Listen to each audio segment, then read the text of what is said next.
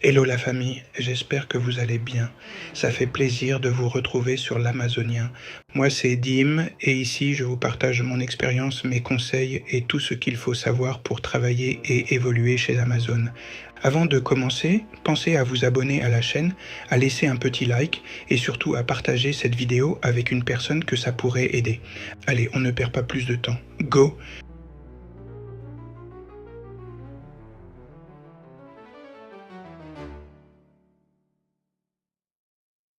Il existe une entreprise que certains considèrent comme un enfer, alors que d'autres y construisent toute leur carrière.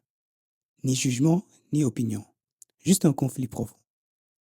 J'ai passé près de 10 ans chez Amazon, j'ai vu des choses qui confirment certaines critiques et d'autres qui les contredisent complètement. Je ne suis ni journaliste, ni influenceur RH. Je suis quelqu'un qui a vécu l'entreprise de l'intérieur. Dans cette vidéo, on va examiner les principales accusations contre Amazon, les confronter aux faits et comprendre pourquoi certains employés démissionnent après quelques semaines alors que d'autres y restent 20 ans. À la fin de cette vidéo, vous aurez tous les éléments pour vous faire votre propre opinion. On entend souvent dire qu'Amazon exploite tous ses employés. Ce n'est pas totalement vrai. Les postes en entrepôt sont effectivement très physiques, on marche énormément, on porte des charges et les objectifs de productivité existent. Mais tous les métiers Amazon ne ressemblent pas à ça. Il existe également des techniciens, des ingénieurs, des analystes comme moi, des RH, des managers, des développeurs. Des équipes finance, des équipes marketing. Parler d'Amazon comme un seul métier, c'est une erreur. Une idée reçue qu'on a souvent, c'est qu'Amazon licencie facilement. En réalité, Amazon mesure énormément la performance. Les objectifs sont suivis, les indicateurs existent. Mais être performant ne signifie pas travailler jusqu'à l'épuisement. La plupart des employés qui respectent leur travail n'ont jamais de problème. L'idée reçue sur Amazon, c'est que les managers crient toute la journée. Cela dépend énormément des équipes. Comme partout, on trouve d'excellents managers et de mauvais.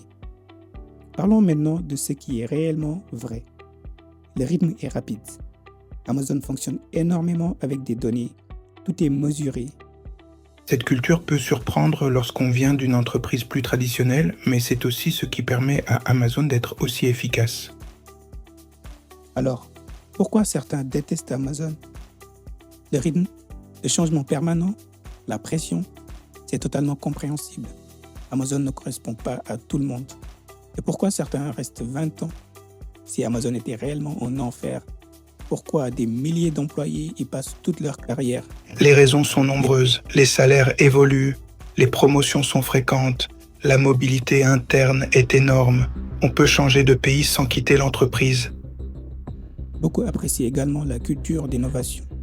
On apprend énormément, on prend vite des responsabilités. La sécurité est un défi majeur.